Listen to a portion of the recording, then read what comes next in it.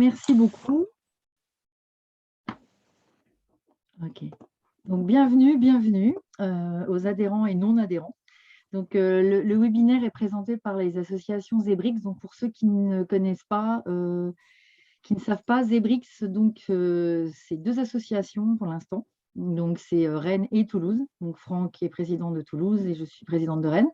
Et en fait, c'est l'occasion pour nous, non seulement d'organiser des événements pour les rencontres entre personnes HP, mais aussi de vous présenter des webinaires pour avoir de l'info. Parce que les Rennais sortent plus que les Toulousains, ça c'est clair, mais aussi, on est sérieux, on vous présente des informations qu'on espère de qualité. Donc, c'est enregistré, hein, on l'a dit, il y aura un replay qui sera pour les adhérents. Et puis, les questions, donc on va vous faire la présentation. Et on posera, enfin, les questions que vous pouvez poser dans le chat, on les étudiera à la fin. En fait, on va vous dérouler, parce que l'idée, c'est de passer le temps à faire la présentation. Après, toutes les questions, il y aura un débat, des discussions entre nous, comme on fait d'habitude. Et donc, on prendra vos questions à la fin et on pourra en débattre justement et en discuter ensemble pour ceux qui souhaitent rester. Voilà, donc le thème est assez d'actualité, HP et emploi. Donc, on va présenter, donc pour ceux qui sont là depuis le départ, il y a peut-être des choses que vous allez connaître au niveau des banalités, on va dire, sur le haut potentiel, mais c'est important de replacer le terme et le concept de haut potentiel par rapport à ce qu'on en entend aujourd'hui beaucoup. Voilà. Donc, au niveau du terme, donc la douance, c'est le terme utilisé par les Canadiens. Mais la douance, c'est quoi? Donc, le haut potentiel, il y a un consensus aujourd'hui, c'est les tests de QI. Donc, c'est le QI qui est supérieur à 130 quand vous passez les tests chez un psychologue.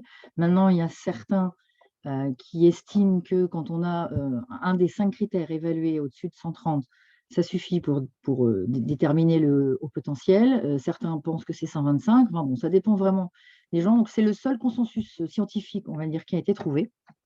Donc, dans l'idée, ça fait partie de la neurodivergence, parce que c'est un fonctionnement cognitif qui diverge de la norme. Donc, c'est assez souvent assimilé à neurodiversité. Mais dans le terme neurodiversité, on associe toujours HPI, troubles de l'attention, dyslexie, dysorthographie, tous les troubles 10, et le TSA, les troubles du spectre autistique. Donc, en fait, la problématique en mélangeant, c'est que les gens associent le HP à diagnostic. Beaucoup de gens appellent en disant « j'ai été diagnostiqué ». Donc, le haut potentiel n'est pas un trouble.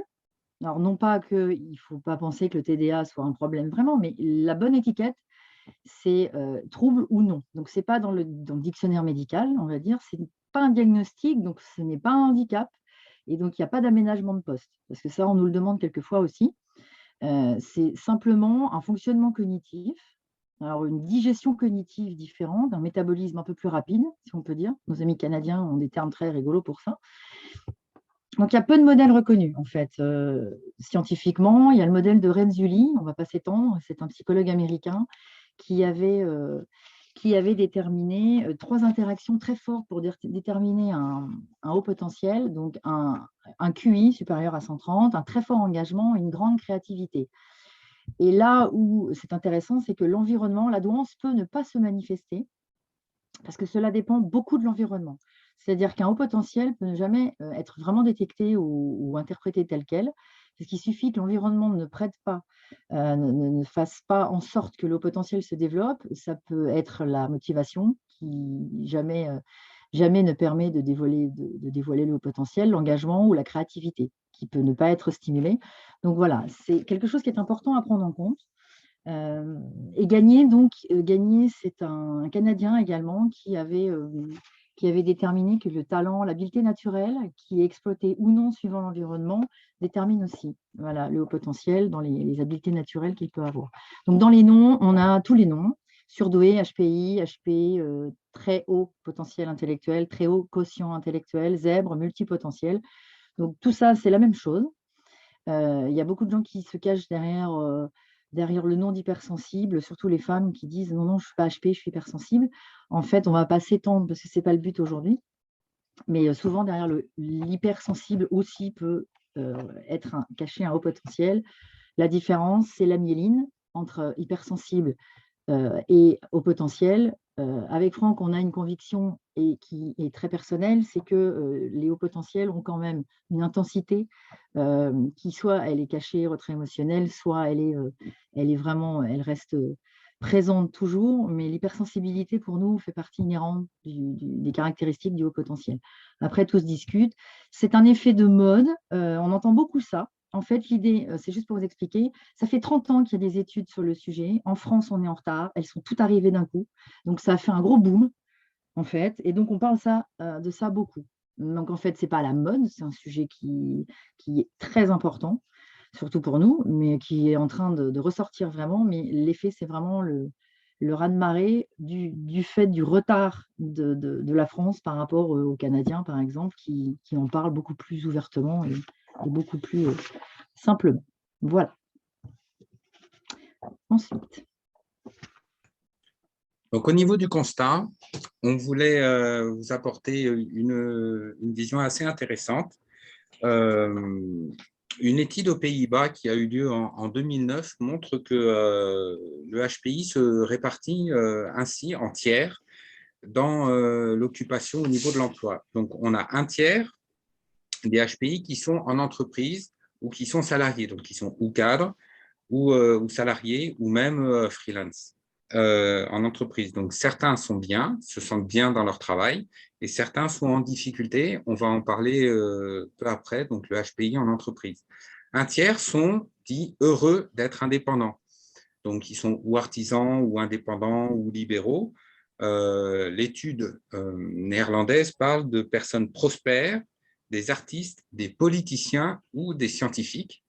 Donc, on voit que les HPI peuvent être politiciens. Je pense que ça vous fera penser à un certain nombre de personnes aussi. Mais un tiers donc, sont heureux d'être indépendants.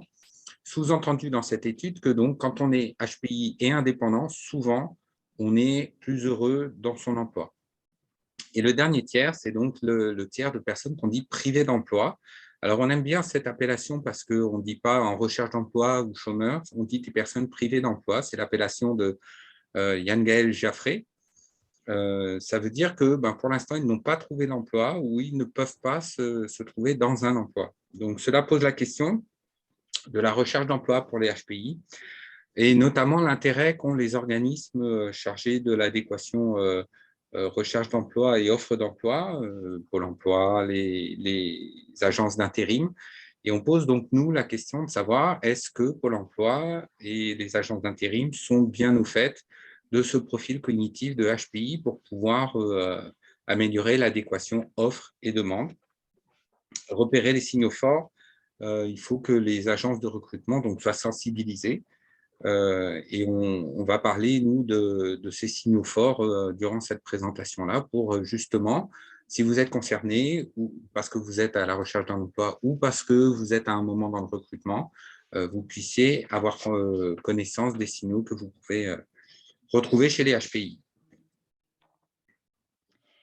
Donc, les enjeux, en fait, quels sont les enjeux des HPI dans la société en termes d'entreprise?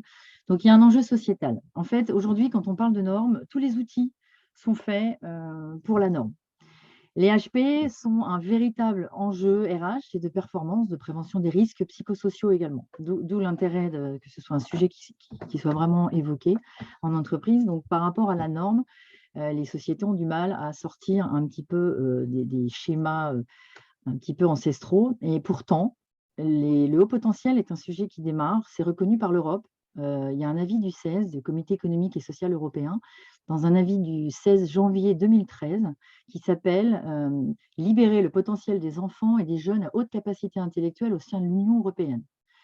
Donc, en fait, c'est une réalité. Il y a tous ces enjeux qui ont été pris en compte. L'Éducation nationale a sorti également un vade-mecum en 2018 sur l'éducation et les propositions d'aménagement ou de prise en compte de ces potentiels chez les enfants que malheureusement peu d'enseignants prennent en compte encore. C'est un sujet qui est un petit peu tabou ou qui pose encore beaucoup de problèmes. Bon, il y a de plus en plus d'adultes identifiés et il y a une vraie nécessité donc, pour les organisations de s'adapter et d'innover. Il y a une étude de 2012 qui démontre qu'une politique de promotion de la diversité apporte 3 types d'avantages, donc humains, commerciaux et financiers. Quand on parle diversité, c'est un peu générique. Maintenant, on parle souvent de neurodiversité, mais là, quand on parle des hauts potentiels, on va parler des soft skills juste après. Parce que libérer le potentiel et reconnaître la valeur ajoutée des personnes à haut potentiel, l'objectif est triple. Donc, se connaître et reconnaître ses talents et ses compétences pour trouver sa place au sein du monde du travail, ce qui est une gageure aujourd'hui. Le monde de l'entreprise doit diversifier ses profils pour pouvoir s'adapter et répondre. Le monde bouge très, très vite aujourd'hui. Donc, les talents sont à l'intérieur en fait, des sociétés ou en privé d'emploi. Et limiter les RPS, les burn-out, les bore-out aussi, comme on va le voir dans une enquête qui a été faite là, cette année et qui ressort où beaucoup de hauts potentiels ont des RPS. Donc, quelles sont les caractéristiques? Que peut apporter un profil HPI en entreprise? Donc, vous verrez qu'il y a beaucoup de soft skills qui sont demandés cette année par les recruteurs. Donc, les hauts potentiels ont énormément de soft skills. Donc, une pensée rapide, intuitive. Donc, ça peut créer un décalage. Il y a un syndrome de Cassandre, on verra. Le syndrome de Cassandre, c'est quand on dit quelque chose et la pensée n'est pas très tangible puisqu'on ne peut pas forcément l'expliquer, ce qui fait que la crédibilité a un petit peu de mal à s'installer. Donc, la flexibilité mentale, qui est un soft skill. Donc, soft skill, pour résumer, il y a les hard skills, c'est les compétences techniques. Les soft skills, c'est plus un savoir-être, compétences humaines. Capacité d'innovation et de créativité, c'est un soft skill. La capacité à gérer des problèmes complexes. Alors ça, les HPI en général sont friands de la gestion de problèmes complexes. Une grande capacité de travail, donc voilà, qui peut avoir des conséquences. Une forte motivation, une forte intuition, un haut niveau de professionnalisme. Il y a aussi la prise de décision, l'empathie, une capacité à avoir et porter une vision. Donc c'est en rouge parce que c'est ce qui peut être le plus problématique, c'est-à-dire c'est une très grande qualité, mais qui peut poser problème dans une organisation à penser outside the box. Une analyse très lucide de leur place dans l'organisation, le perfectionnisme et des valeurs fortes. Donc ça, c'est résumé. Donc en fait, on va voir après, tout le monde peut avoir ces qualités-là, évidemment, mais on va voir que l'intensité de fonctionnement du haut potentiel exacerbe les caractéristiques qu'on peut retrouver chez beaucoup de collaborateurs, évidemment, c'est comme le management. En fait, il y a une importance à donner à l'intensité que l'on retrouve dans le fonctionnement des hauts potentiels, qui fait que c'est exacerbé. Donc, il y a des besoins très forts, peut-être plus que la moyenne. Donc, le respect, le sens, besoin de sens, la cohérence, besoin de souplesse décisionnelle aussi sur la méthode, c'est ce qu'on peut retrouver. La justice, très fort sens de la justice, qui n'est pas une utopie, parce qu'avec tous les hauts potentiels que l'on connaît, la justice est une valeur qui revient toujours, le goût du challenge. Donc, on parlait du syndrome de Cassandre, il y a un vrai besoin d'être écouté, car la crédibilité est souvent mise en cause quand les idées sont difficilement explicables. Et quand on a un manager HP, donc il peut être un grand leader, c'est un leadership particulier avec des grandes qualités d'empathie, de justice, de flexibilité, pas de pratique de contrôle à outrance. Par contre, s'il n'est pas vigilant, un manager HP peut avoir une vision tellement claire qu'il peut avoir du mal à laisser les autres faire. Donc, on peut retrouver une difficulté à déléguer, il peut être absolu, il peut être excessif. Donc en fait, on verra qu'il y a des points de vigilance également, mais c'est toujours très intense. Donc toutes les conséquences, comme on va le voir, sont également intenses. Donc quand les besoins sont respectés, ça va très bien. Quand les besoins ne sont pas respectés, ça crée quand même un peu plus de soucis. Donc, nous voilà maintenant à parler des risques et des bénéfices d'être HPI en entreprise. Alors, dans les risques, on retrouve des risques psychosociaux que, hélas, beaucoup de HPI vont reconnaître, pas forcément dans les formes les plus aiguës, les plus extrêmes, mais je pense que ça va beaucoup vous parler. Donc, on a déjà les maladies, donc une vulnérabilité, une fatigue psychologique, une fatigue physique. Donc, ça, c'est les maladies. Et on a tous les out, donc les burn-out, le fait d'exploser, le burn-out, le fait de ne pas s'investir, d'être en sous-performance professionnelle, et le bore-out. Alors, c'est sous le contrôle de Caroline qui connaît ces notions-là. C'est un risque assez patent. Vous verrez tout à l'heure, on vous parlera d'une enquête qui a été réalisée À propos du burn-out, beaucoup de HPI qui ont répondu à cette enquête déclarent avoir fait au moins un burn-out. C'est un risque psychosocial très, très important pour le HPI. Il y a besoin d'une politique de prévention au sein des entreprises. Il y a une politique de prévention au niveau de l'inspection du travail et la médecine du travail sur le burn-out. Les HPI font très fréquemment des burn-out multiples parce qu'on n'en fait pas forcément qu'un. Et ça a des effets assez dévastateurs. Donc ça, c'est le risque le plus important. Vous voyez aussi qu'on voit un désengagement total, donc une sous-performance, une mise en retrait, le fait de ne pas donner complètement ses compétences, son talent à l'intérieur d'une équipe pour plein de raisons. Des problèmes relationnels, alors on sait que les HPI se plaignent très souvent d'avoir des difficultés de communication, de ne pas être reconnus, de ne pas pouvoir exprimer leur point de vue, etc., qui débouchent souvent sur des conflits avec leur manager ou des conflits avec leur père, avec leurs collègues. C'est très fréquent également. C'est un risque assez important et très, très répandu. Le faux self. Donc, le faux self, vous savez, c'est ce masque social qu'on a tous, hein, pas uniquement les HPI, mais chez les HPI, ce faux self a tendance à se développer beaucoup car il permet d'être dans une conformisation par rapport à la norme, par rapport à son environnement. Donc, le faux self peut prendre tellement de place qu'en fait, on s'oublie, le vrai self peut passer complètement à l'arrière et donc d'être constamment dans une sorte de représentation de soi et de ne pas se respecter et de ne pas pouvoir euh, réaliser ses propres besoins. Donc, le faux self qui prend beaucoup, beaucoup de place au travail, c'est aussi assez répandu et ça montre un souci dans son positionnement professionnel. Et le dernier, c'est évidemment le harcèlement.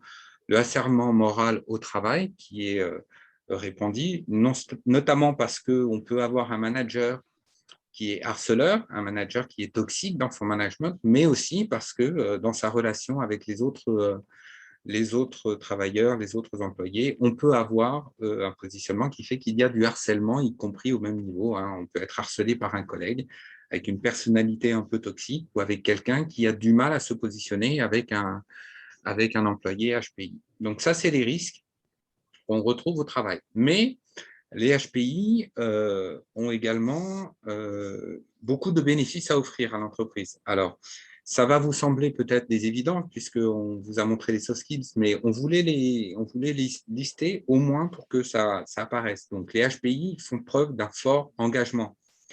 Ils font preuve d'innovation avec leur créativité, ils sont capables de penser hors de la boîte, vous avez dit Christine tout à l'heure.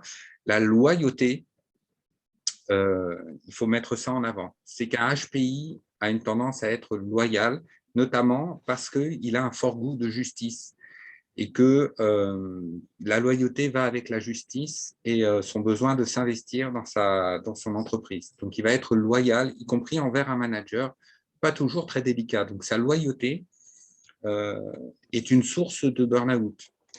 Quand on est loyal, en fait, on a du mal, on a une dissonance cognitive qui se crée entre sa loyauté et les difficultés qu'on a dans son quotidien. Donc, la créativité, on en a parlé. Ensuite, la polyvalence, je passe juste au dernier avant de vous parler à problem solver. La polyvalence, c'est le fait d'être capable de tout faire. C'est une force, évidemment, puisque ça permet de répondre à beaucoup de sollicitations, de prendre à sa charge beaucoup de projets ou d'être capable d'apporter ses soft skills dans un projet à beaucoup de niveaux. Donc, c'est vraiment une personne très importante à avoir dans une équipe. Et puis, il y a la résolution de problèmes, véritablement qu'on appelle le problem solver, la personne qu'on appelle pour résoudre des problèmes difficiles. Pourquoi? Parce qu'on dit souvent entre nous que les HPI ont une vision hélicoptère, toujours en hauteur, où ils voient the big picture, l'image au complet, en fait, avec sa pensée en arborescence, avec sa créativité, avec son intuition, avec sa lucidité. Le HPI a tendance à pouvoir voir ce qui se passe en fait dans une situation de blocage et non seulement à voir la situation, à trouver les éléments qui coincent, les freins, mais aussi à trouver les leviers d'amélioration, ainsi que les manières de débloquer la situation. Donc, on a très, très souvent des HPI qui se réalisent en entreprise en étant un petit peu des snipers, en venant sur des situations de blocage et en fournissant cette vision un peu décalée, un petit peu hors de la boîte, qui permet de résoudre les points de blocage. Donc, vous voyez, les bénéfices sont très importants au sein d'une entreprise qui comprendrait en fait comment donner sa place à un HPI.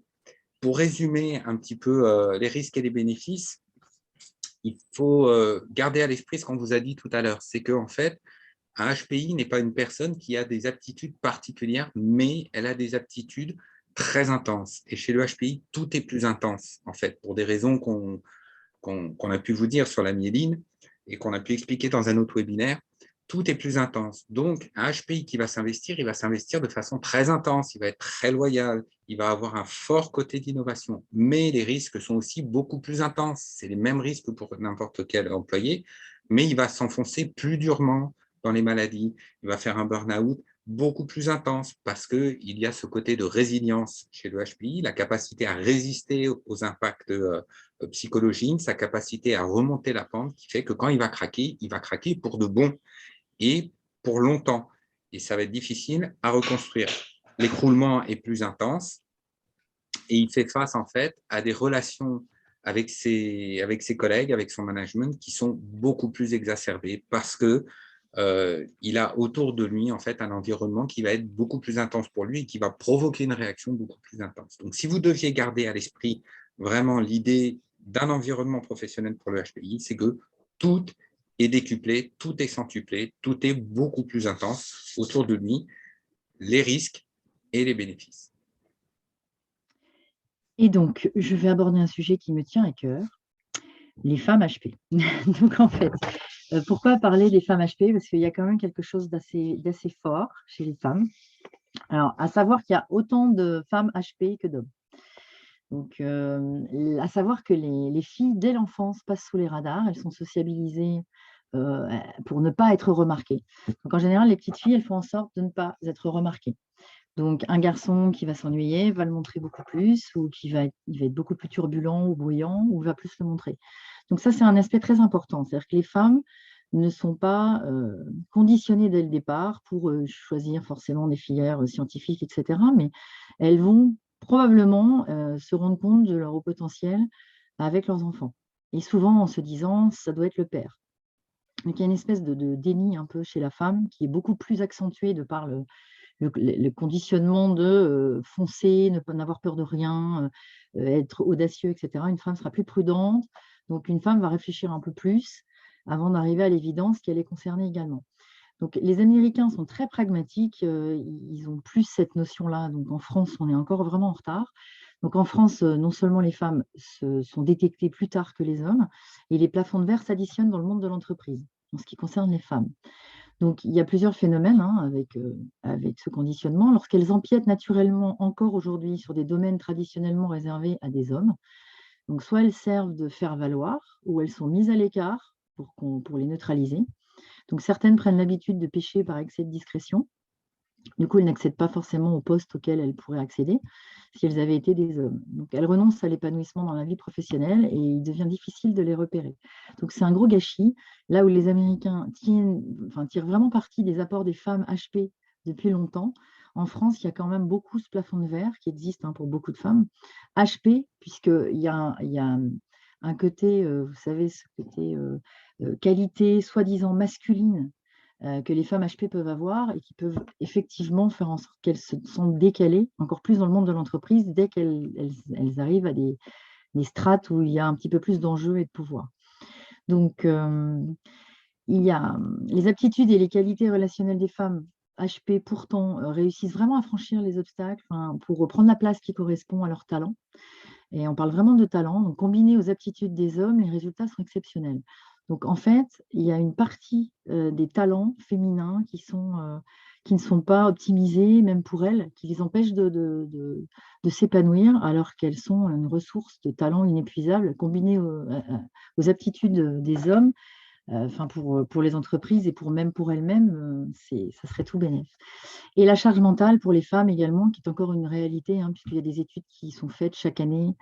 La journée de la femme ou le mois de la femme, qui est le mois de mars, mais toutes les études prouvent qu'elles ont encore une charge mentale assez exceptionnelle. La femme HP, avec la résilience des hauts potentiels en général, fait qu'elle va pousser un petit peu la charge de travail alliée à la vie de famille et au fait de s'occuper un petit peu de tout. Donc, le burn-out peut guetter également les femmes HP qui se méconnaissent. Parce que là, en fait, on en parle vraiment des problèmes engendrés par la méconnaissance ou la non-connaissance de ce fonctionnement. On verra après. Atout ou fardeau, c'est le but du webinaire. Tout dépend en fait de la connaissance que l'on peut avoir de son fonctionnement. Donc, beaucoup de gens ont peur de la différence. Donc, il y a certains qui affirment que être HP, c'est pas pire que d'autres qui a des facteurs de réussite. Oui, évidemment, il y a des HP qui réussissent, qui s'épanouissent totalement, qui ne passent jamais de test et qui vivent leur vie parfaitement bien. Maintenant, tout le monde n'est pas dans ce cas-là. Et prendre cette donnée, intégrer cette donnée dans son fonctionnement permet professionnellement comme personnellement, mais professionnellement encore plus, parce qu'on passe quand même une grosse partie de notre vie en entreprise, de trouver sa place et de savoir où sont nos limites. Donc, en fait, tout est là, connaître son fonctionnement et ses limites. L'enquête, donc nous avons fait avec Franck, dans le cadre de nos structures pro, une enquête de mai à septembre sur les hauts potentiels en entreprise. Donc, c'était très intéressant à avoir tous ces retours. Donc, on a eu à peu près 1000 réponses. Donc, les questions sont binaires, mais bon, l'idée, c'était vraiment d'avoir un Polaroid assez précis sur… il y a eu 6 questions. Il y a eu 400 témoignages qu'on ne va pas vous passer là, mais qui étaient édifiants. Donc, pour ceux qui le souhaitent, on pourra communiquer les résultats au niveau des témoignages. Donc, les compétences, voilà. Selon vous, vos compétences sont-elles ou ont-elles généralement été reconnues lors de vos expériences professionnelles? On s'aperçoit que 62,6% disent non. Donc là, il n'y a pas d'échantillonnage avec HP, pas HP. La question, c'est est-ce que les hauts potentiels perçoivent que leurs compétences ont été reconnues? Donc, le résultat est tel quel. Voilà, donc 37,4 oui, 62,6 donc qui ont répondu n'ont pas eu l'opportunité d'avoir des compétences reconnues pour eux. Ensuite, en général, considérez-vous que vos idées et propositions de développement ou d'innovation sont ou été prises en compte? C'est ce qu'on disait. C'est vraiment un soft skills qui est très fort aussi, cette vision hélicoptère due à la myéline, parce que quoi qu'on en dise, les hauts potentiels ont la myéline dans le cerveau qui font que les connexions se font très rapidement, donc digestion cognitive, métabolisme plus rapide, et qui engendre une vision plus globale, hélicoptère, en parlait Franck. Donc, considérez-vous que vos idées sont prises en compte? 71,4% estiment que non. Ensuite, vous sentez-vous en décalage dans votre environnement professionnel? Donc là, c'est un petit peu plus nuancé. 56,8 pensent que souvent, en décalage, 28,5 toujours et 14 parfois. Donc, on parlait tout à l'heure, ça dépend vraiment de l'environnement. Si les personnes qui se sentent parfois en décalage sont dans un environnement plus ou moins propice, effectivement, le ressenti, il peut être… voilà. Maintenant, il y a quand même beaucoup de personnes, soit qui ne se connaissent pas, ou qui ne sont pas dans l'environnement idéal. Vos conditions de travail sont-elles suffisamment stimulantes pour vous? Donc, on voit que 78,1% ont répondu non. Ensuite, avez-vous déjà fait un ou plusieurs burn-out? Donc, 60,9% ont répondu oui. Et dans les témoignages, il s'avère que ce n'est pas un seul burn-out en général, ça peut être 2, voire 3. Donc là, la question, elle se pose vraiment en termes de RH et d'environnement professionnel, parce qu'un salarié qui fait plusieurs burn-out, il peut changer d'emploi ou d'entreprise régulièrement, mais les problématiques sont les mêmes en fait. Donc, il y a une non-sensibilisation. Et donc, diriez-vous que les recruteurs et les services RH sont sensibilisés ou sensibles au sujet du haut potentiel? Et donc là, grande surprise, parce que sincèrement, le camembert est assez édifiant, 97,8% estiment que non. Donc, on se rend compte en France que le sujet est encore très tabou. C'est quelque chose d'émergent qui, vous le remarquerez souvent, les gens ont peur de se sentir différents, d'avoir une étiquette, que ça se sache, parce que c'est vite étiqueté. Le jour où on pourra parler de haut potentiel comme quelque chose de banal, je pense qu'il y aura beaucoup de bénéfices à en tirer pour tout le monde, mais pour l'instant, il est encore étiqueté de, voilà, c'est ce qu'on disait, sujet à la mode. Et alors, j'entends mieux, quand on nous dit il y a plus en plus de potentiel, ben, on a envie de répondre, il y a de moins en moins de gâchis. Donc l'idée, c'est un petit peu de reconnaître qu'il faut que le sujet soit abordé de plus en plus dans les RH, le VDMECOM, dans l'éducation nationale, enfin, vous voyez, les directives européennes appliquées. Donc là, on va voir quelles sont les solutions en entreprise pour sortir de cela. Voilà, donc maintenant, que peut-on faire pour faire en sorte que les HPI se sentent bien au travail en entreprise? Et on vous parlera après un petit peu des personnes privées d'emploi. Vous avez là quelques pistes pour qu'en entreprise, ça se passe bien. Alors, on va vous parler du côté structure.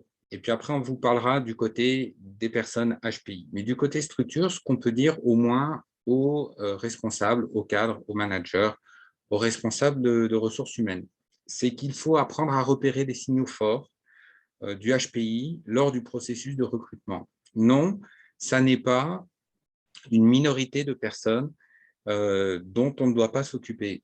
Ça fait partie des profils cognitifs de la neurodiversité.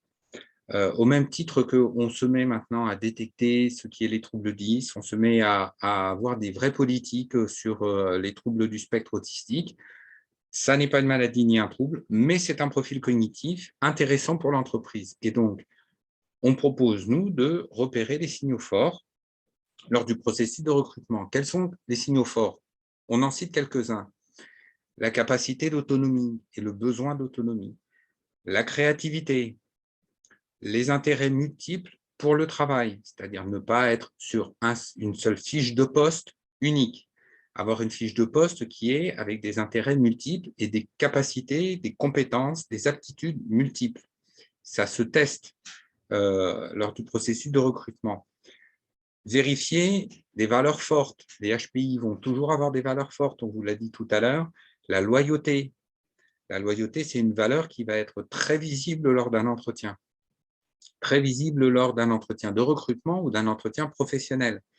La proactivité d'un HPI, la volonté d'avoir de l'initiative, de l'autonomie, un cadre où il va pouvoir créer, il va pouvoir dépasser les attentes, où il va proposer d'aller plus loin, voire même d'alerter sur des risques potentiels au sein de son équipe. C'est une proactivité qu'on doit repérer également.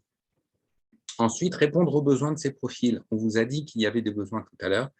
Il faut accepter leur façon de fonctionner. Les besoins les plus importants, et c'est le besoin numéro un chez les HPI, on en parle avec toutes les personnes qu'on accompagne, c'est le besoin de sens, le besoin de cohérence. Un HPI qui manque, qui ne comprend pas le sens, un HPI qui est confronté à la cohérence, c'est un HPI qui souffre psychiquement, est à la recherche de quelque chose qu'il ne peut pas trouver et qui va avoir un impact très important sur sa motivation. Il faut comprendre que le HPI doit toucher du doigt le sens de ce qu'on lui demande ou le sens de sa tâche, le sens du projet. Il doit être respecté dans sa façon de fonctionner. Ça semble banal de dire qu'on respecte quelqu'un, mais ma foi, quand on ne le comprend pas, il faut aller chercher au-delà de l'incompréhension et respecter son mode de fonctionnement, quitte derrière à aller demander que le respect soit mutuel et qu'il y ait des réglages des deux côtés. Vous allez voir, chez les HPI, on va aussi demander la cohérence, un besoin de cohérence, un besoin de reconnaissance. Et oui, le HPI s'investit très fortement, il est très loyal, il a une capacité de travail très importante, il a du perfectionnisme, il a de la résilience, c'est donc quelqu'un qui va s'investir très fortement dans sa tâche. Et en retour de cet investissement très intense, il va avoir besoin qu'on le reconnaisse, non pas forcément qu'on soit tout le temps à lui dire c'est bien, mais qu'au moins on reconnaisse son investissement, qu'on puisse lui donner crédit de sa réalisation. Et il est tellement en besoin de reconnaissance que parfois, ça peut empêcher les managers de le faire correctement. Il y a besoin d'envoyer des signaux de reconnaissance, y compris au sein des équipes. La reconnaissance est très important. La justice, puisque l'injustice est une forme d'incohérence, il y a besoin d'être juste, notamment dans la répartition des tâches, notamment dans l'écoute, notamment dans la valorisation professionnelle, notamment dans les promotions. Attention à l'injustice dans la promotion au sein d'une équipe. Un HPI qui va considérer qu'il aurait dû être promu et que quelqu'un d'autre est promu à sa place va avoir un impact psychique très important dans son investissement au travail. La justice, c'est une valeur essentielle. Il a besoin d'être challengé, il a besoin qu'on lui lance des défis. Les HPI sont souvent des personnes qui fonctionnent avec des projets, qui ont besoin d'être orientés vers des projets. Donc, ils ont besoin d'être challengés par des défis qui sont multiples, avec des tâches complexes et non pas des tâches simples. ce sont des employés à tâches complexes. Il faut vraiment y penser. Ça fait partie de leurs besoins pour pouvoir fonctionner de façon optimale. Donner du sens, apporter de la compréhension, expliquer encore et encore les enjeux, expliquer ce qui est à la clé de ce qu'on lui demande, aussi bien en termes de bénéfices que de risques, et aussi donner de la souplesse à un HPI, puisqu'il a besoin d'initiative, il a besoin d'autonomie. Il faut aussi avoir un management souple vis-à-vis des HPI, en disant que oui, c'est possible de sortir du cadre qui est donné sous certaines conditions. Bien sûr, on n'est pas un chien fou, on n'est pas incontrôlable, mais il faut donner de l'autonomie et accepter que le HPI dépasse les lignes, puisque c'est comme ça qu'il fonctionne et c'est comme ça que sa créativité le pousse à faire de l'innovation. Veiller à sa surcharge mentale, on en a parlé, puisqu'il est capable de se charger de beaucoup de choses, de se surcharger, valider son environnement, bien comprendre comment il fonctionne, comprendre que peut-être il a des besoins qui sont différents de la norme, puisqu'il est en décalage, nous le savons, c'est le profil des HPI, et mettre en place des stratégies qui sont inclusives. Donc, vraiment penser sa place à l'intérieur des équipes, penser sa place à l'intérieur de l'organisation même de l'entreprise. On va vous parler tout à l'heure d'un autre modèle. Bien sûr, comment on peut mettre en place des stratégies inclusives? Eh bien, nous avons le GPEC, la gestion prévisionnelle des emplois et des carrières à l'intérieur d'une entreprise, qui permet d'avoir une véritable gestion des talents. Avec Christine, on considère que la GPEC, c'est un outil essentiel pour pouvoir accompagner les hauts potentiels intellectuels au sein des équipes et au sein de l'entreprise. Pourquoi? Parce que ça organise la détection, ça organise la définition de la fiche de poste et ça organise la mobilité à l'intérieur d'une entreprise. Effectivement, on ne l'a pas dit encore jusqu'à maintenant, mais le HPI est un nomade. Il est un nomade de l'emploi. Vous savez qu'il y a beaucoup de HPI qui changent d'emploi très régulièrement, qu'ils soient indépendants ou qu'ils soient salariés. On prend cela pour de l'inconstance. Non, c'est qu'en fait, à force d'avoir fait le tour du poste, avoir fait le tour en fait de l'emploi qui lui était proposé, il en change pour éviter l'ennui justement, pour éviter d'être en sous-performance, avoir du bore-out. Donc le HPI est quelqu'un qui a besoin de renouveler son intérêt dans la tâche qu'il fait. Et donc la mobilité interne de l'entreprise, c'est un levier très très important pour pouvoir changer le HPI de poste et donc réactiver son intérêt, réactiver sa motivation et lui lancer un nouveau challenge. Il va s'adapter, il va se conformer, il a toutes les capacités et toutes les qualités pour le faire. Et la question qu'on voulait poser et sur laquelle nous travaillons avec nos structures, Christine et moi, c'est comment repérer les HPI au sein de l'entreprise. Alors, nous savons que pour trouver un HPI, pour détecter un HPI, bien sûr, c'est le test de QI. Mais on ne peut pas faire passer un test de QI qui prend beaucoup de temps, qui demande d'avoir toute une procédure à l'intérieur d'une entreprise. Donc, nous sommes en train de développer un outil de repérage du haut potentiel en entreprise avec nos structures, notamment en s'appuyant sur des choses un petit peu moins chiffrées, en ne passant pas par des tests de QI forcément, mais en passant par des qualités, en passant par des aptitudes. Voilà. Donc, pour vous parler de ce travail qui est en cours, il est important de pouvoir repérer les HPI en entreprise en développant un véritable outil. Je vais vous parler maintenant de deux autres façons de penser. Donc, il y a deux fois de penser l'entreprise inclusive. Donc, c'est vraiment, on va penser l'entreprise inclusive en termes de culture. Donc, la culture d'entreprise, c'est pour vous faire monter d'un cran, en fait. C'est que jusque-là, on vous a parlé des solutions au niveau des équipes, on vous a parlé des solutions au niveau de l'organisation du manager. Mais une politique RH, une politique de l'inclusion, c'est une culture d'entreprise. Ça veut dire que tout le monde doit être au fait de ce qu'est la neurodiversité. Tout le monde doit être au fait du fait que chacun, pour être dans son poste en santé, doit trouver un environnement qui lui est favorable. Et donc, il y a véritablement à penser la neurodiversité comme une culture d'entreprise et non pas comme une politique RH forcément au niveau local ou dans quelques services de l'entreprise. Voilà. Donc, je pense que si on va vers une culture d'entreprise, on va vers des entreprises plus inclusives. Et je voudrais vous parler aussi du modèle de l'organisation imprenante. Alors, dans la culture d'entreprise, on parle d'une intelligence collective. Au-delà d'intelligence collective, le modèle de l'organisation imprenante, c'est un modèle qui existe depuis 2004 au niveau de la sociologie des organisations. Alors, pour faire très court, parce qu'il ne s'agit pas de faire un exposé sur ça, c'est qu'on rentre là dans un modèle d'organisation qui se défait complètement de l'organisation taylorienne. On n'est plus du tout, en fait, dans une tâche par personne, mais on se met à être dans une culture de l'apprentissage. On peut évoluer à l'intérieur de l'entreprise dans le poste qu'on va occuper. Pas uniquement dans la promotion, évidemment, de monter les échelons dans la hiérarchie, mais de voir l'entreprise comme un système cohérent, de penser comment, à l'intérieur, les personnes qui y travaillent peuvent occuper les divers postes. Donc, le leadership, le management, les tâches au niveau des projets, la vision partagée au niveau de l'entreprise. Ça, c'est une organisation qui est apprenante.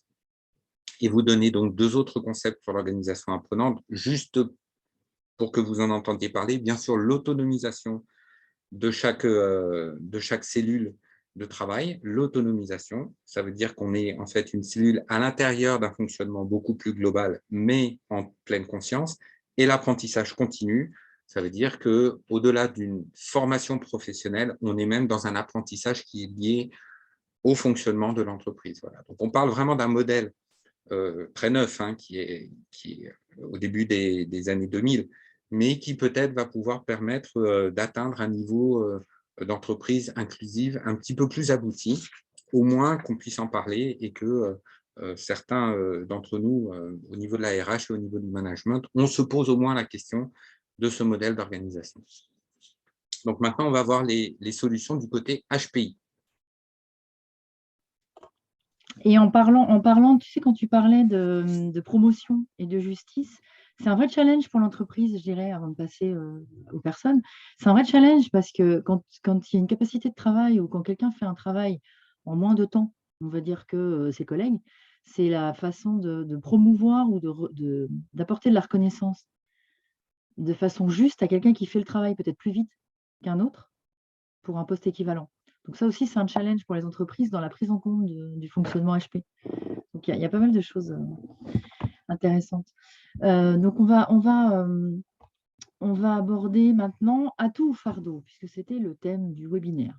Donc pour les personnes, en fait, quelles sont les solutions? Parce que en attendant, en s'intéressant à la sociologie et en s'intéressant aux organisations telles qu'elles pourraient être pour optimiser les talents, quels qu'ils soient d'ailleurs, mais là, ce qui nous intéresse, c'est donc le haut potentiel.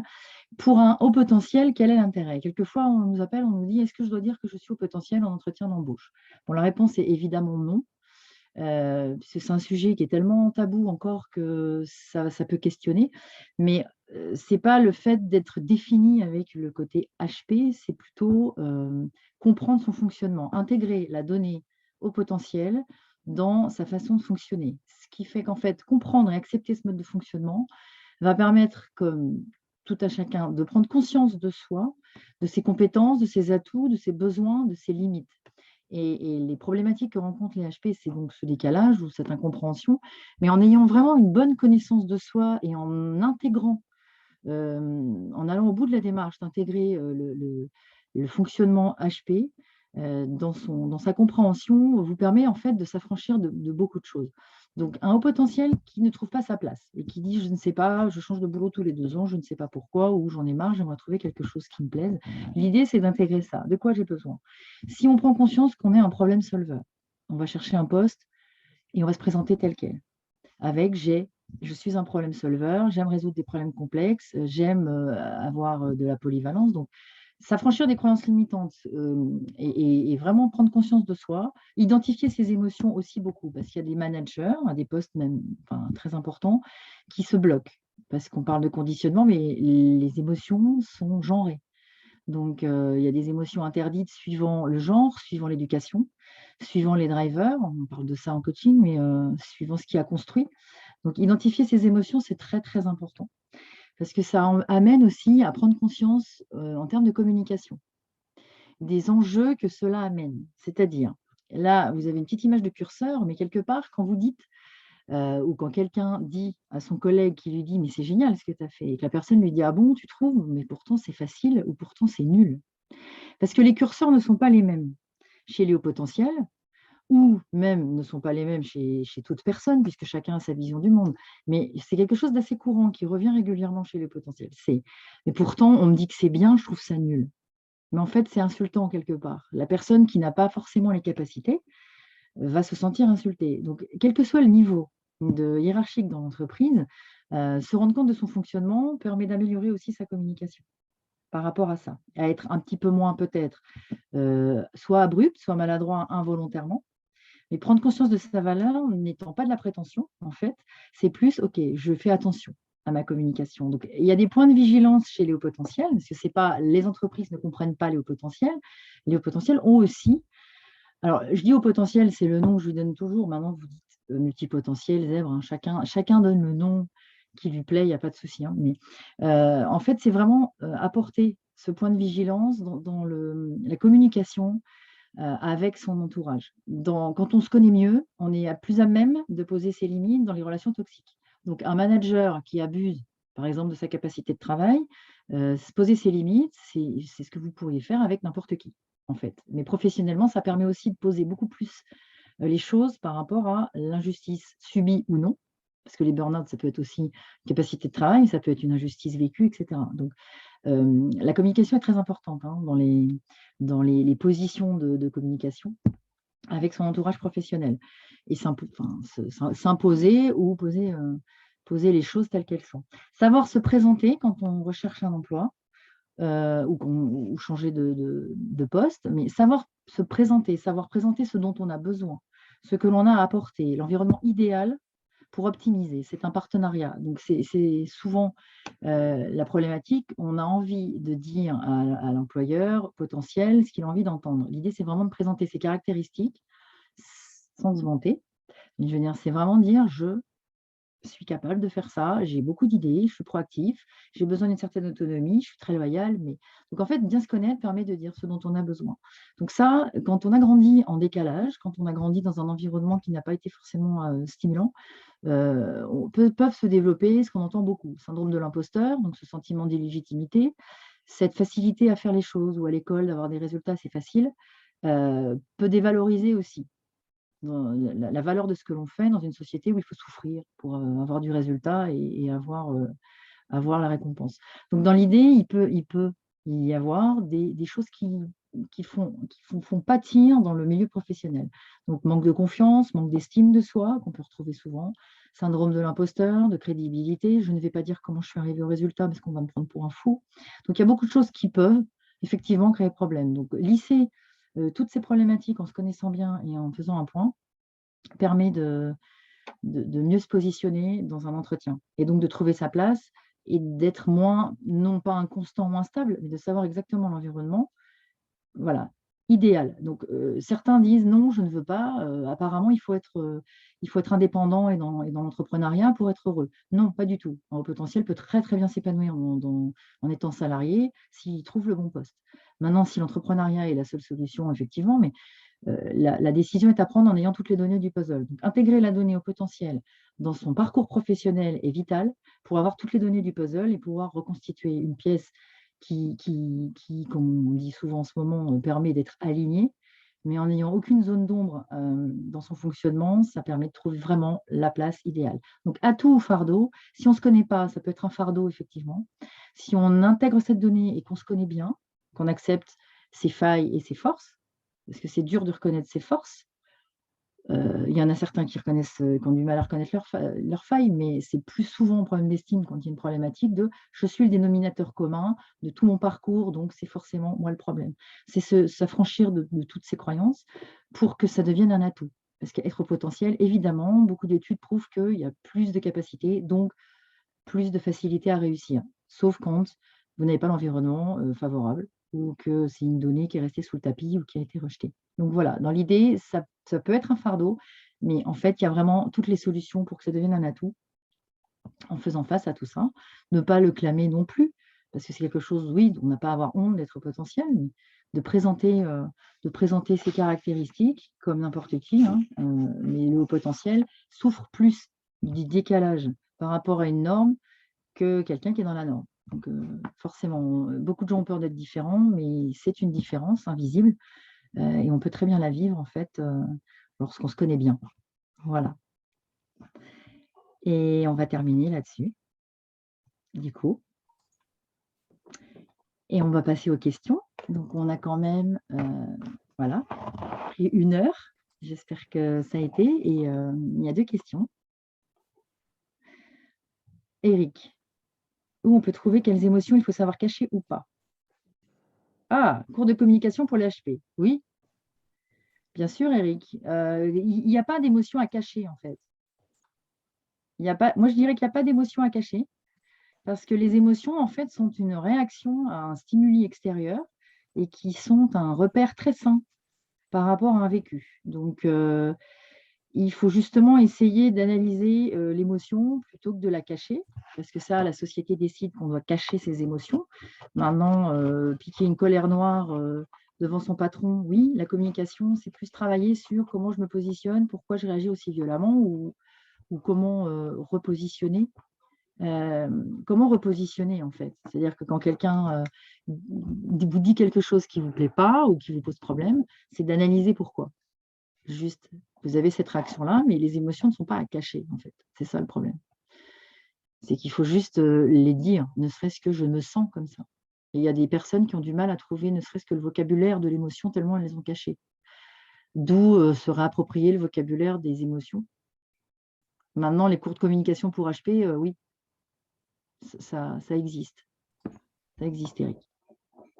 Nous pouvons t'aider. Donc, la question de Loïc. Oui.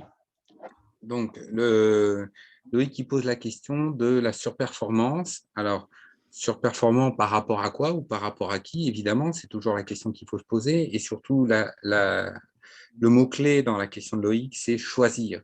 Choisir entre le moral des troupes et la productivité. Eh bien, un manager qui manage correctement son équipe, il ne choisit pas entre les deux. Il ne favorise pas ou un versant ou l'autre. Il doit être capable de gérer la productivité d'un HPI ou de quelqu'un qui travaille très fortement ou de façon très intense avec de très bons résultats, avec l'équilibre de son équipe. Donc, il doit être capable en fait de pouvoir gérer ça. Alors, quelles possibilités? Eh bien, d'abord, on parle de l'efficacité peut-être globale de l'équipe. On peut parler également de mobilité interne, on peut parler également d'investissement. On peut, dans le cadre d'un HPI qui est très performant et qui justement aurait tendance à peser sur le moral de ses coéquipiers, eh bien l'investir dans un projet un peu plus transversal peut-être, qui est hors de l'équipe ou qu'il ne met pas en porte-à-faux vis-à-vis de son équipe. Il y a beaucoup de leviers pour un manager, mais la clé, là, Loïc, c'est véritablement, il n'a pas à choisir, il doit pouvoir préserver le moral des troupes et préserver la productivité de l'équipe. Voilà, donc c'est toute la difficulté délicate de manager une équipe avec un HPI à l'intérieur. Et, comme on disait tout à l'heure, très important pour un manager d'être au courant qu'à l'intérieur de son équipe, il a un profil cognitif où il a une personne qui présente justement des capacités, des aptitudes qui vont être hors normes de l'équipe, en dehors de ce que l'équipe produit. Donc, s'il est au courant, s'il a été capable de le repérer, s'il a fait un entretien professionnel où il a repéré des signaux forts, eh bien, il pourra manager en toute connaissance de cause et justement, il n'aura pas à faire ce choix où, évidemment, il va faire le choix du moins 10 ans. On s'en doute, hein, il va préférer le moral des troupes comme une triloïque, mais au détriment du HPI. Et effectivement, c'est la question à laquelle c'est la question dans laquelle le HPI se retrouve un peu laissé pour compte. Il doit être en sous-performance, il doit baisser un peu son rendement. Voilà. Donc, c'est toute la difficulté du management, effectivement. Merci. Alors, Aline demande, oui, lorsqu'on se connaît bien, on peut s'adapter, mais lorsque toutes les difficultés rencontrées ont un sens donné à 40 ans, il est compliqué de découvrir qui nous sommes. Femme au masque très fort. Oui, Aline, bonne nouvelle, c'est possible. Alors, il y a un certain deuil à faire, en fait, quand les données arrivent, quand le sens est donné à 40 ans, il y a un deuil à faire d'un parcours passé. Après, c'est justement là où on parlait des croyances limitantes. Je veux dire, les difficultés passées sont dans un sac à dos, on va dire. Et en fait, le sac à dos empêche de voir l'avenir sous un nouveau jour, mais il est derrière le sac à dos. Donc, il y a un travail possible à faire pour découvrir qui on est vraiment avec ça, cette donnée-là. Et après, c'est vraiment le fait de laisser ce qu'il y a derrière et qui fait qu'en fait, on anticipe tellement les problématiques ou les environnements qu'on a pu vivre et en pensant qu'on est le dénominateur commun ou tout ce qu'on a vécu, comme les relations toxiques, on en parlait lors du webinaire, comment est-ce possible d'avoir des relations toxiques et de parfois répéter l'expérience. Donc l'idée, c'est qu'à 40 ans, il n'y a pas d'âge. Il n'y a absolument pas d'âge pour découvrir qui l'on est. À partir du moment où c'est une démarche qu'on a envie d'entamer, ça peut être fait assez rapidement. Mais il suffit, en plus, il y a un côté assez rapide de digestion cognitive chez le potentiel, mais des fois mettre le doigt sur des croyances. Parce qu'en fait, quand on n'a pas une image objective de soi, on ne peut pas logiquement voir ses croyances limitantes ou les freins. Donc l'idée, c'est vraiment de mettre le doigt dessus et de comprendre le processus. Après, c'est 50% du travail qui peut être qui est fait déjà quand on prend conscience du filtre ou de toutes les choses qui résonnent. Alors, maintenant, vous pouvez peut-être poser les questions en live. Du coup, Franck, on va peut-être arrêter le… On a une question là de Stanislas Oui. qui a écrit. Voilà. Alors, la question de Stanislas, la différence entre la pensée analytique souvent favorisée en entreprise et la pensée synthétique, la solution se cristallise. Oui, effectivement. Alors, je ne sais pas forcément la question de Stanislas. Si tu veux peut-être prendre la parole au micro pour compléter ta question. Oui, excusez-moi. En fait, c'est la méthode. Oui, c'est ce que j'ai observé, c'est qu'un certain nombre d'entre nous donc, ont une résolution synthétique des problèmes. Ou quand il y a un problème complexe, comme vous l'avez exprimé, et j'en profite d'ailleurs pour vous remercier pour cette présentation qui résonne à bien des domaines par rapport à, en tout cas, mon expérience personnelle. Je ferme la parenthèse. Merci. Donc, on a des problèmes complexes, personne ne trouve la solution. Nous-mêmes, au fur et à mesure que l'échéance arrive, l'anxiété monte parce que la solution est… Et puis, elle apparaît parce que on est très curieux quand on regarde en fait des choses dans plein de domaines qui sont parallèles ou autres, et que soudain se cristallise une solution. Et là, d'après mon expérience, il nous arrive de dire mais la solution c'est ça, et c'est évident, enfin c'est évident. Et les gens qui sont habitués à une pensée analytique, qui sont majoritaires en entreprise, puisque l'entreprise a besoin de certains nombre d'étapes, ont du mal avec et on peut les comprendre, avec mais enfin c'est évident. Et ce qui m'a beaucoup aidé dans mon interaction, et vous avez parlé de travailler sur sa communication, ce qui m'a beaucoup aidé est de dire, OK, on est à l'étape, au point A, on doit aller et trouver une solution stratégique pour l'avenir, et voici une solution que je souhaite proposer à l'équipe, au management, aux collègues, qu'importe, c'est de se dire, OK, eux, ils ne voient pas comme ça. Donc, ce qu'on va faire, c'est qu'on va faire des pas en arrière et détricoter comment aller de la solution que je propose à l'état actuel. Et donc, les emmener par la main selon leur processus, à travers différentes étapes séquentielles.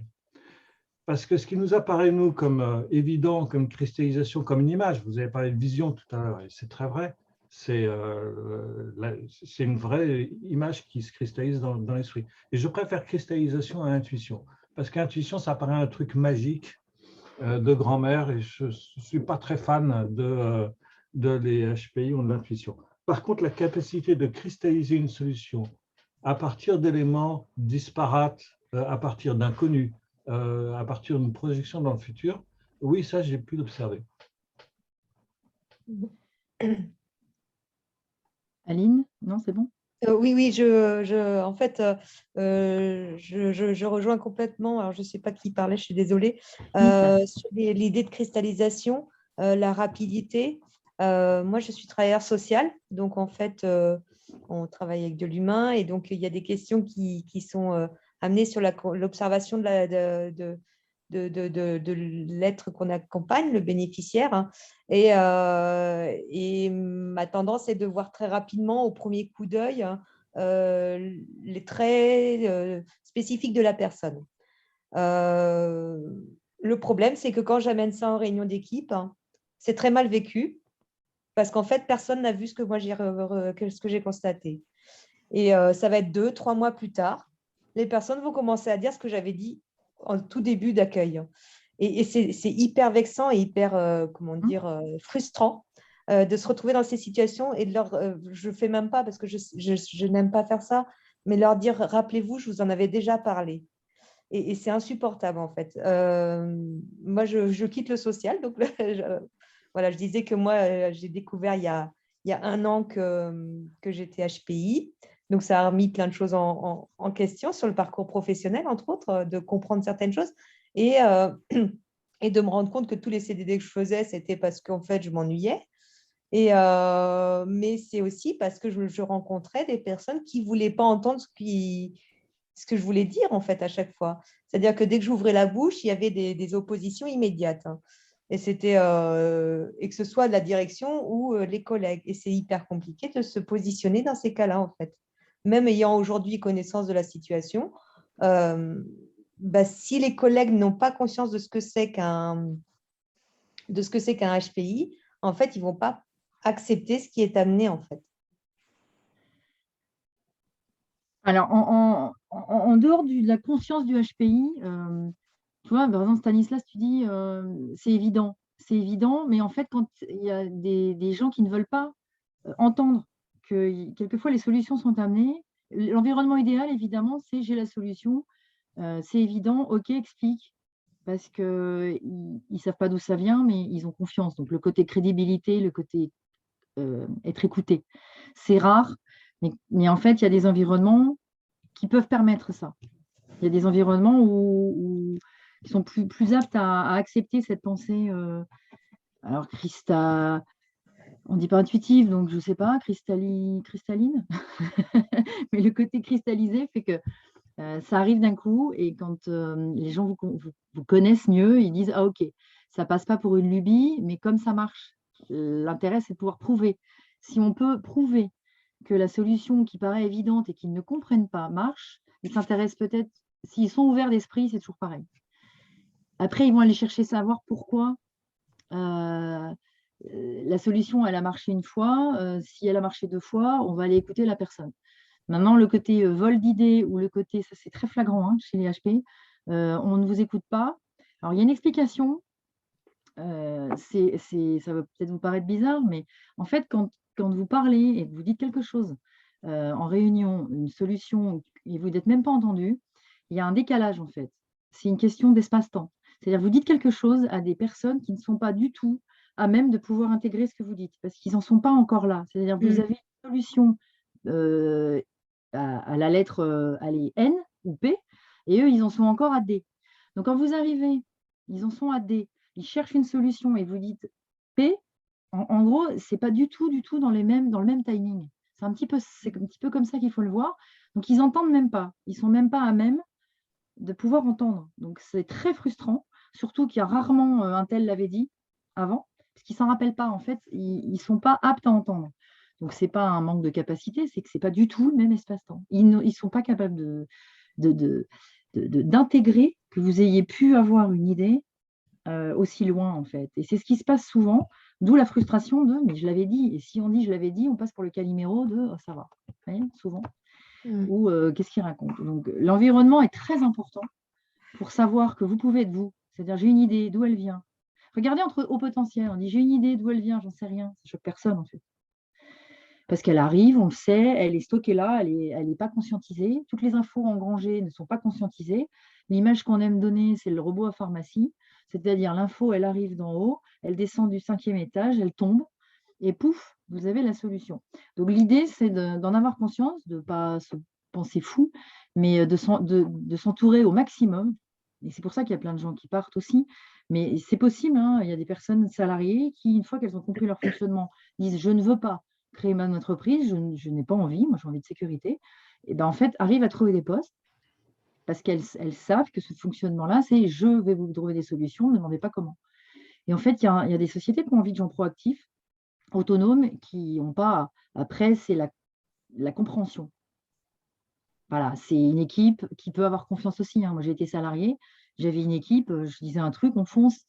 Ils suivaient en fait parce qu'ils avaient l'habitude et il y avait un tel soin donné aussi à expliquer parce que j'ai tellement besoin de sens que j'en donnais beaucoup. C'est OK, cherchez pas, j'ai la solution. Maintenant, voilà, on va faire ça comme ça, comme ça, comme ça. Est-ce que ça vous dit? L'objectif, c'est ça en fait. Et ils disaient OK.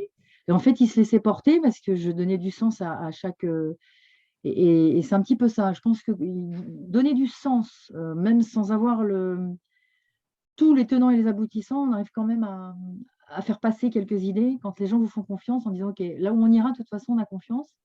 Donc je pense qu'en termes de management, quand on instaure avec son équipe, une confiance dans, «Faites-moi confiance, suivez-moi», et ils suivent. Après, c'est une question d'ouverture d'esprit et il y a des gens qui ne veulent rien entendre, mais rien. Je veux dire, c'est comme, quand vous avez une idée, si votre manager vous reprend l'idée en disant: «C'est moi qui ai eu l'idée», je crois qu'il y a rien à faire, hein. S'il a un gros complexe et qu'il pique les idées de ses collaborateurs, il y a un problème de management. Mmh. Donc, Moi, j'ai trouvé une alternative, c'est que au mois d'avril, en fait, mon cordeau avait changé depuis le septembre 2019. Et donc, donc ma cordeau, en fait, je suis allée la voir en lui demandant de ne plus participer aux réunions d'équipe, hein. Et elle a accepté. et ça faisait Parce quoi que- qu'elle vienne? Comment? Le fait qu'elle vienne, ça Ah générait non, quoi? c'est moi, que je ne participe plus, Ah oui, moi, aux d'accord. réunions d'équipe. OK. OK. Oui, parce OK. que en fait, je n'y donnais pas sens, hein, et tout ce que j'amenais n'était pas pris en compte. Donc, du coup, j'y voyais plus d'intérêt. Et donc, elle a accepté, elle a entendu ce que j'ai dit et ça a été très, très surprenant d'ailleurs d'avoir cette réaction-là. Mais voilà, du coup, mon temps de travail a été optimisé sur le temps de travail effectif, c'est-à-dire ce que moi je considère mon travail Ouais. et pas la réunion. Voilà. Bon, ben, vous avez écouté vos besoins, c'est bien. Mm. Bah oui, c'est ça. Mais Bah, ça, bien sûr. Mais, après, est-ce qu'il y a il y a des secteurs Bon, propices? attends, on va Oui. prendre la question peut-être de Mélodie qui était un peu avant. Ah oui. Comment peut-on détecter un HPI en entreprise? Car beaucoup peuvent être des caméléons pour mieux être acceptés. Effectivement, Mélodie, comme on disait tout à l'heure, c'est un enjeu très, très fort, la détection des HPI à l'intérieur des entreprises, et ça pose de nombreuses questions. Alors, la question que moi j'aurais pour comprendre mieux votre question, Mélodie, c'est comment peut-on détecter un HPI quand on est manager ou responsable RH, ou comment détecter un HPI ou se faire détecter quand on est soi-même HPI et qu'on veut faire connaître nos aptitudes. Si vous voulez répondre, Mélodie. Ah, plutôt responsable RH. Alors, côté management, donc c'est ce qu'on disait tout à l'heure. La première chose, c'est la sensibilisation par rapport au profil cognitif du HPI au global. Donc, savoir ce que c'est qu'un haut potentiel intellectuel, quel est son fonctionnement, ne pas sauter dans les représentations du surdoué, du petit génie, de la personne très intelligente. Ça n'est pas du tout ça, c'est un fonctionnement cognitif en termes de vitesse et d'intensité, le profil HPI. Donc, nous, on milite, alors de façon très soft, hein, mais en formation et en sensibilisation pour que les personnes du management et de la RH se mettent à s'intéresser véritablement à ce profil cognitif de la neurodiversité. Et ensuite, comme on disait, peut-être connaître donc les signaux forts, les caractéristiques, et être capable déjà de se poser la question dans mon équipe, dans mes équipes, est-ce que j'ai des personnes qui seraient concernées par les caractéristiques que je connais sur le HPI? La plupart du temps, quand on parle, nous, du HPI à des responsables, à des cadres, des personnes en RH, ils nous disent « Ah, mais là, ça me fait vraiment penser à quelqu'un » ou « Tiens, ça me rappelle quand même des anecdotes, etc. » Vous voyez, immédiatement, dès qu'on fait de la sensibilisation sur le haut potentiel, les personnes en RH ou les cadres ou les managers ont déjà des anecdotes ou ont déjà des visions de leurs éléments dans les équipes qui pourraient correspondre. Et donc après, on s'informe sur les signaux forts. Et après, évidemment, la question de l'outil de détection, c'est ce qu'on disait tout à l'heure, se pose. Est-ce qu'on a un outil qui permet de détecter de façon simple, plutôt efficace, plutôt pertinente à l'intérieur des équipes les HPI? Eh bien, pour l'instant, non.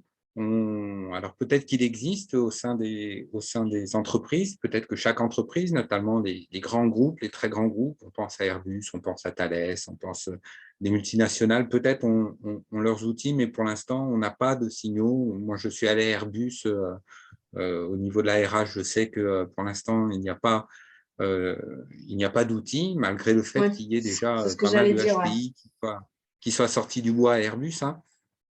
Mais non, il n'y a pas d'outil de détection. Alors, avec Christine, c'est ce que je vous disais tout à l'heure, on a l'ambition de développer un outil qui soit suffisamment efficace, suffisamment flexible et suffisamment pertinent pour qu'on puisse trouver, enfin, le proposer aux managers, le proposer aux responsables RH. Donc, voilà. Mais donc, pour répondre à votre question de façon un peu plus rapide, être sensibilisé sur le profil cognitif HPI dans la neurodiversité. Ensuite, connaître les signaux forts, se poser la question de façon, je dirais, assez sincère. Est-ce que dans mes équipes, j'ai des personnes qui correspondent à ce profil-là? Si oui, je vais m'y intéresser parce que j'ai un petit peu trouvé la poule aux œufs d'or, entre guillemets, mais il va falloir que j'en prenne soin, que je fasse attention à ses besoins et que je la positionne correctement dans le fonctionnement de mes équipes. Donc voilà, votre conjoint est dans un grand groupe français, ce sujet est totalement absent. Ben oui, c'est pour ça qu'on en parle. Ah oui, même Orange crée un groupe, les atypiques. En fait, c'est un peu des lettres d'intention. C'est pour dire qu'on s'intéresse au sujet, mais il n'y a pas vraiment de choses concrètes. Et en fait, en parlant des adultes, c'est un peu comme les enfants. C'est-à-dire, ça dépend de l'environnement vraiment. L'enfant HP va poser problème parce qu'il va être le seul de sa classe. Bon, ben, le collaborateur HP, il y en a beaucoup qui pensent que c'est ingérable parce que qu'est-ce que je vais faire avec? Maintenant, c'est vraiment du funambulisme entre la justice, faire avec. Enfin, moi, en tant qu'HP, ben, on n'a pas de problème avec nos semblables quelque part, puisqu'on fonctionne pareil. Donc, c'est vraiment une question d'ouverture d'esprit. C'est-à-dire, ça ne gêne que celui qui veut bien être gêné. Parce que finalement, quand on est ouvert d'esprit, ce n'est pas une question de haut potentiel. Le management, il doit être bon pour tout le monde. Le sens doit être donné à tout le monde. La cohérence doit être donnée à tout le monde. Le respect, tout le monde le mérite. Voilà. Donc, en fait, c'est vraiment une question d'ouverture d'esprit. À la question, est-ce qu'il y a des milieux particulièrement propices au développement? Franchement, non. C'est vraiment une question. Vous pouvez tomber dans un cabinet comptable avec des gens super sympas, très souples sur la méthode. Vous pouvez aller dans un milieu artistique, on pense qu'ils sont peut-être plus ouverts, on rencontre des hauts potentiels qui sont très malheureux parce qu'ils sont très décalés également. Donc, en fait, c'est vraiment une question de personne. Moi, j'ai quand même une suggestion sur le sujet des secteurs d'activité. J'ai travaillé beaucoup dans le conseil. Et dans le conseil, on réunit quand même pas mal de critères dont on a pu parler. La variété, on change de mission très régulièrement. Le problème solver, si on va chez un client dans le conseil, c'est qu'il y a un problème à résoudre. Le fait d'être capable de faire des connexions entre plein de sujets pour arriver à trouver une solution, parce que le conseil, c'est ça, c'est d'avoir vu X situations différentes dans X entreprises différentes et d'arriver à connecter suffisamment vite pour dire « Ah bah oui, c'est ça, c'est vers là qu'il faut aller. » Voilà. Moi, j'ai quitté le conseil, mais En fait, je pense que n'étant pas consciente d'un certain nombre de choses jusque-là, et maintenant je revois mon parcours dans le conseil avec une nouvelle lumière, je me rends compte de pourquoi, en fait, ça m'a tant convenu de faire du conseil pendant ces années. Je changeais de job tous les 3 mois ou les 6 mois, entre guillemets. Voilà. Donc, voilà. Je ne dis pas que c'est le seul domaine, mais en tout cas, dans ce domaine-là, et en plus de ça, aujourd'hui, je crois pouvoir me retourner sur un certain nombre de mes collègues et me dire « Ah bah oui, mais en fait, je pense que dans ce milieu-là, il y en a quand même quelques-uns. » Qui peuvent ressentir de la frustration dans le conseil, aussi alors, par rapport au fait de ne pas avoir la main, c'est-à-dire avoir des idées, complètement. Les proposer, et quand elles ne sont pas appliquées alors que c'est une évidence, du coup, la frustration peut être là aussi. Alors, il y a ça, et l'autre domaine de frustration, moi, c'est la raison pour laquelle j'ai arrêté aussi, c'est d'en avoir marre d'expliquer à des gens qui doivent faire, en fait, de passer ce temps énorme de pédagogie voilà, pour expliquer, pour que les gens s'approprient le truc que toi, tu vois depuis le départ, etc., etc. C'est un effort assez colossal. Donc, à la fois, ça a des côtés extrêmement stimulants et à la fois, effectivement, ça peut être un peu frustrant. C'est ça. Donc, voilà, il n'y a pas d'idéal, mais oui, le conseil, c'est multitâche. Oui, c'est ça. Polyvalence, tout à fait. La variété énorme. Voilà.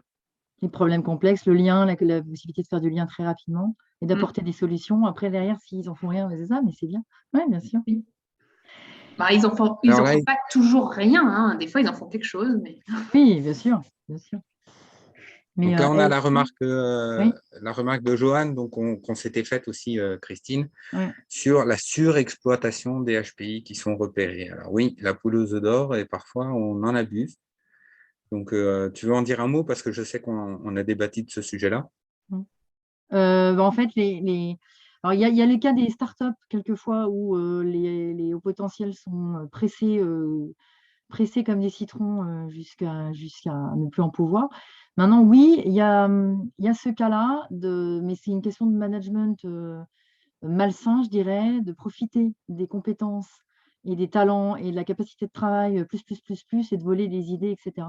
Donc là, il y a aussi ce cas-là, mais c'est vraiment un problème d'ego, de jalousie qui est exacerbé aussi, de collègues, mais les managers, alors il y a aussi la cryptomnésie, c'est les managers qui prennent les idées et qui se les approprient à tel point qu'ils pensent vraiment que c'est eux.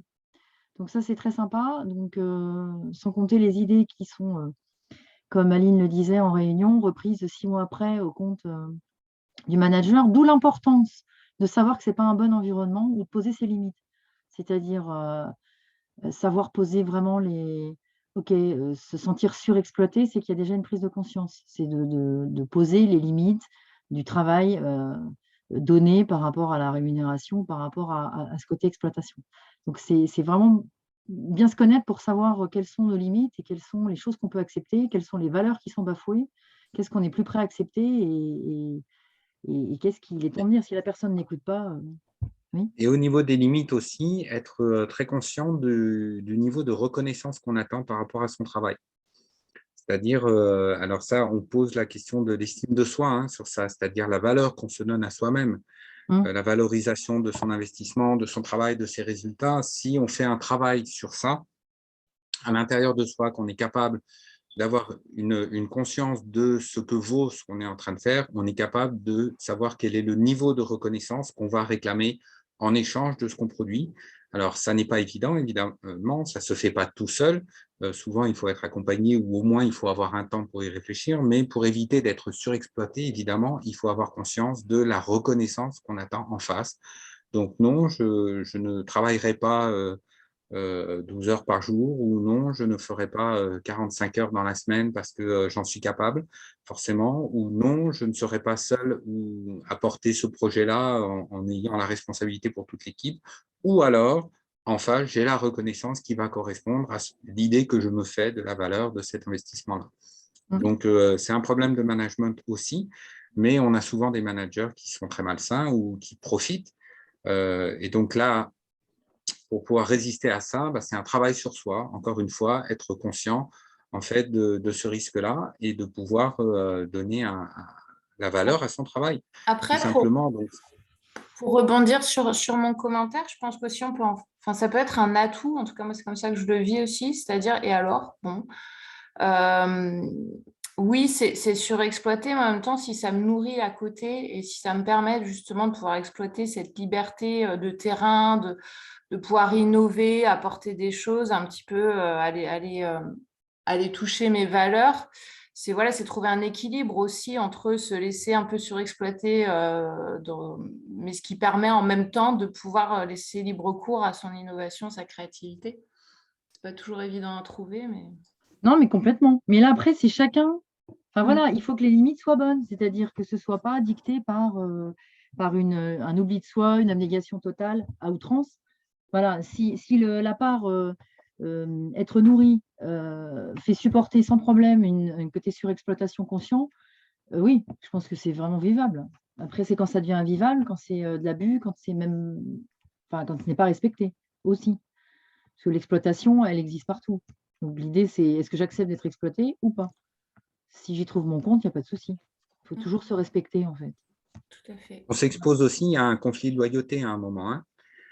Quand on est dans le surinvestissement en se disant bah, je n'ai pas forcément la reconnaissance ou monétaire ou au niveau du prestige, etc. Mais je m'y reconnais parce que ça me permet de me développer, etc. Attention, à un moment, la loyauté risque d'être mise en difficulté et on se rend vulnérable en fait à une décision injuste, notamment s'il y a une promotion, notamment s'il y a un poste à pourvoir et que c'est pas nous qui l'obtenons, alors qu'on considère avoir donné quand même beaucoup à l'entreprise. Donc, il faut être très conscient en fait du risque qu'on prend à vouloir se surinvestir en pensant se nourrir avec la liberté qu'on peut avoir en retour. Pour la Ferrari, donc attention à faire une Ferrari en vélo de tracteur. Alors, quand on n'a pas conscience, alors le côté Ferrari, moi au début, je trouve c'est un peu prétentieux. Quand on disait on a un moteur de Ferrari, c'est ce que. Mais finalement, l'image, elle est bonne, dans le sens où quand on est capable de rouler assez vite, alors on peut prendre l'image de la course aussi, c'est-à-dire, il y a des dirigeants quelquefois qui disent ouais, mais bon, je vais très vite, mais en fait, c'est à moi de m'adapter. Mais c'est vrai que courir à 50 à l'heure et être toujours en sous-régime, parce que les gens peuvent courir à 10 ou 15, c'est hyper fatigant, ça épuise, ça nourrit pas. Donc, l'idée, c'est vraiment de trouver le compromis, hein, c'est ce que disait Joanne, c'est toujours une question de compromis, en fait.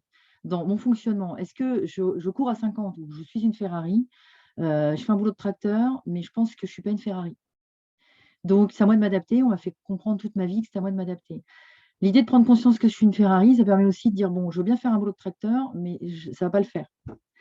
Donc, c'est ça aussi l'épuisement, c'est la prise de conscience du fonctionnement HP, c'est OK, j'ai une Ferrari ou la voiture qu'on veut, je cours à 50 à l'heure, parce que c'est fou comme même des dirigeants peuvent penser, c'est quand même à moi de m'adapter. Bah, finalement, il y en a qui écrasent tout sur leur passage, hein, parce qu'ils ont décidé qu'ils ne faisaient pas attention et que c'était comme ça, tout le monde devait aller à cette vitesse-là. Donc, c'est dommage de ne pas se rendre compte de la capacité de quelqu'un à ne pas pouvoir aller aussi vite, mais dans l'idée, il y a l'effet inverse, effectivement. Donc, une Ferrari qui veut que tout le monde aille à la vitesse de la Ferrari, c'est une grosse erreur, mais faire un travail de tracteur, dans quelle mesure j'accepte de faire 10 fois. Donc, c'est là les limites de dire, OK, c'est pas prétentieux, c'est-à-dire là, ça ne me va pas. Peut-être que pour développer, tu as tout à fait raison, ce que je voulais dire, c'est qu'à contrario, quand les capacités sont reconnues et qu'il y a de la promotion, oui, alors les managers, dans ce cas-là, peuvent se retrouver dans une situation où ils ont une structure de plus en plus lourde, avec de plus en plus de contingences, et donc finalement font un boulot de tracteur. Et c'est très bien un tracteur. Moi, je trouve que la puissance d'un Massey Ferguson n'a rien à envier à celle d'une Ferrari. Mais si on demande à une Ferrari de tracter des charges lourdes, alors on casse le moteur. Et là, on reboucle sur les risques que vous avez évoqués de burn-out et ainsi de suite. oui. Et c'est un risque qui arrive parce que quand effectivement les HPI sont dans un environnement où ils réussissent et ils sont reconnus, va avec la promotion et donc des lourdeurs. Et c'est là où il y a c'est juste un risque que j'ai observé et que je voulais peut-être partager avec vous. Non, merci, c'est vrai. L'inertie. Mais bien sûr, quand on grimpe après, c'est comme cette image de faire tourner un petit bateau, ça va plus vite que faire tourner le Titanic pour changer, effectivement. Donc, l'inertie peut peser au potentiel. Maintenant, on parle de, quand on arrive à un certain niveau, s'il y a la possibilité de s'entourer de personnes qui peuvent aussi être réactifs. Bon, le paquebot peut peut-être bouger un peu plus vite, mais… Ou des personnes qui sont un complément. Faites un binôme avec un tracteur, c'est formidable. Oui. Ben oui, en fait, chacun ça. Les bonnes personnes à la bonne place, hein. Mais bouger un paquebot, oui. Ça peut être compliqué pour un HP qui veut aller vite. Maintenant, on a dit que le monde était VICA. Alors, le monde, il est VICA. Il est volatile, inconstant. Ça va très, très, très, très vite. Donc, l'idée, c'est d'avoir des gens qui sont capables de réagir vite aussi. Mais les deux sont complémentaires, effectivement. La On va fatigabilité. finir, ça fait 1 heure et demie qu'on est ensemble. On va peut-être réagir juste à la dernière remarque d'Aline sur la Oui. fatigabilité, effectivement, du HP qui est compliqué à justifier. Alors, encore une fois, on va regarder la fatigabilité, elle est réelle. On dit, nous, quand on accompagne les HPI, qu'il y a toujours un besoin d'un temps de repos, de refroidissement du cerveau. Le moteur de Ferrari, ben, il a besoin de se reposer aussi. Donc, le HP a besoin de se reposer, a besoin de recharger les batteries. Donc, c'est une réalité. Comment faire comprendre ça à son employeur? Eh bien, je pense que d'abord, il faut mettre en avant l'efficacité, la performance, sans que ça soit un gros mot, hein, la performance. Quand on est à haut potentiel, qu'on a une capacité de travail qui est supérieure à la norme ou à la moyenne de son équipe, il est important de faire remarquer à son manager qu'on a une capacité de travail qui peut-être n'est pas celle de la moyenne. Et donc, quand on travaille plus vite et mieux, et ben, du coup, on a des temps, on fait les choses plus rapidement et que peut-être en échange, on peut avoir des temps de repos. Et si ce n'est pas possible de faire comprendre ça à son manager, et bien dans ces cas-là, on doit soi-même organiser le fait que le temps de repos est à respecter. Donc, on s'adapte un petit peu plus, on est au clair avec soi-même, on évite de s'investir excessivement et d'être tout le temps au taquet. Encore une fois, c'est quelque chose qui doit être négocié, qui doit être avec son manager ou qui vous oblige à être au clair avec vous-même. La fatigabilité est une réalité. Je n'appelle pas ça forcément la fatigabilité, on appelle ça l'otium. C'est le moment où on n'est pas dans le négoce, on n'est pas dans l'activité, on recharge les batteries, on prend du loisir, on est en train de se nourrir soi-même, de se cultiver. Hein. C'était au niveau de la Grèce antique, c'était un moment qui était considéré comme essentiel. On ne pouvait pas être en activité si on n'était pas dans l'otium, si on n'était pas dans cette période de loisir. Donc, pour les HPI, il est très important de prendre conscience de son rythme d'otium. Il est très important de prendre conscience de la nécessité de rentrer dans l'otium. Il est important de l'assumer face à son environnement sur le fait que on est très performant, on est très rapide, on est probablement très efficace, mais on a besoin aussi de temps où on recharge les batteries comme n'importe qui. Donc, je suis d'accord, c'est compliqué auprès de son employeur à faire comprendre, mais ça peut être aussi mis en avant, et surtout si vous y pensez vous-même. Voilà. On a fait peut-être le tour de la question. Je pense qu'on a parlé de beaucoup de choses. Christine, est-ce que tu veux rajouter un mot? À part que les femmes ont encore plus besoin d'otium avec toute la charge mentale qu'elles ont. Exactement. Non, non, mais non, c'est passionnant comme sujet. Il y a très peu de livres encore dessus. Il y a beaucoup de livres sur le développement personnel, mais il n'y a pas énormément de choses sur le professionnel. Je pense que c'est quelque chose qui va se développer, j'espère, mais il y a une prise de conscience vraiment qui doit se faire,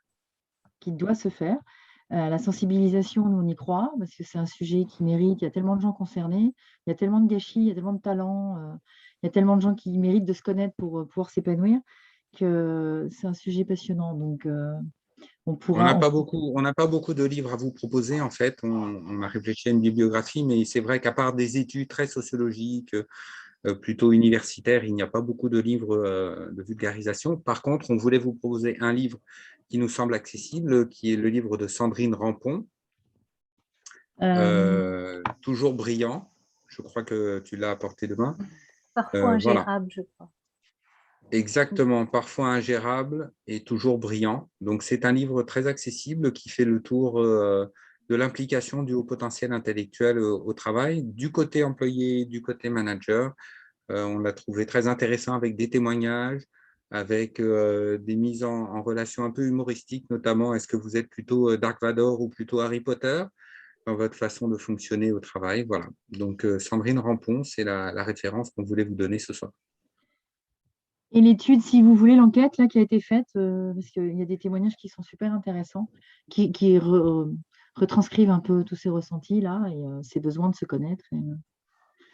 La référence, oui. Et vous trouvez cette étude donc, sur le blog du site de Christine, qui est kalena.fr.